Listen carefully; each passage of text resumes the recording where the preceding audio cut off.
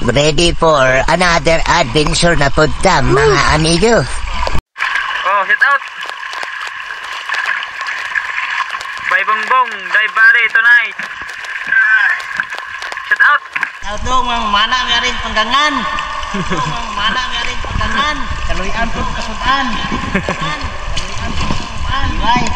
O hindi nagdugay mga ka-adventure, tao namin. O danggit atong unang nakitan.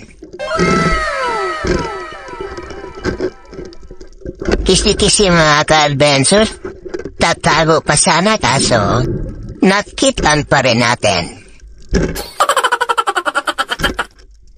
Timbungan ang so natin nakita, masarap sa paksiw. No. Nakabuhi mga ka-adventure, sayang.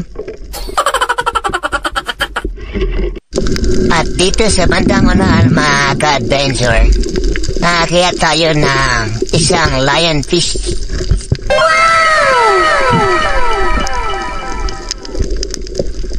Kumakain ba kayo na ito mga ka-adventure? Ingat-ingat lang tayo mga ka-adventure dahil magamandag ang tinik na ito.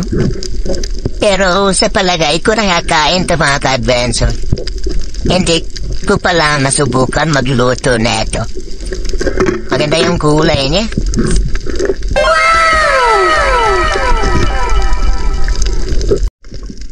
At dito sa bandang unahan nakita ko ng isda.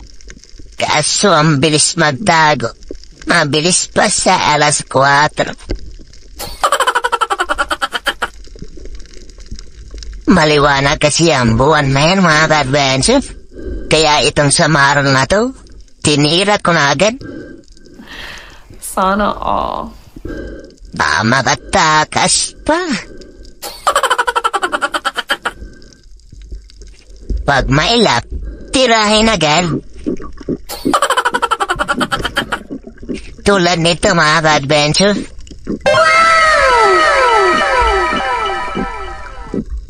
Ang ilap.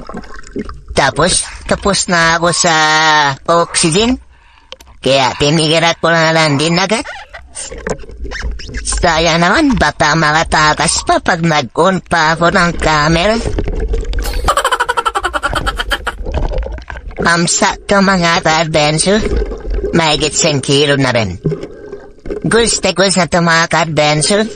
Pwede nang umuwi. Quick dive lang ako ngayon mga ka-adventure. Kasi yung kasama ko, hinihintay na ako sa tabi.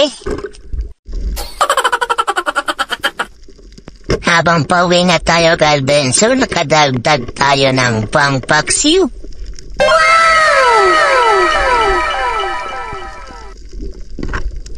Goatfish or timbungan kung tawagin dito sa amin mga ka-adventure. Masarap to sa paksiw, paborito to na asawa ko. Sana all. At kahit saglit lang tayo nag-dive mga ka-adventure, may pang-benta na rin tayo at pang-ulam na rin. Shout out day sa mga tropa na pang mga estero.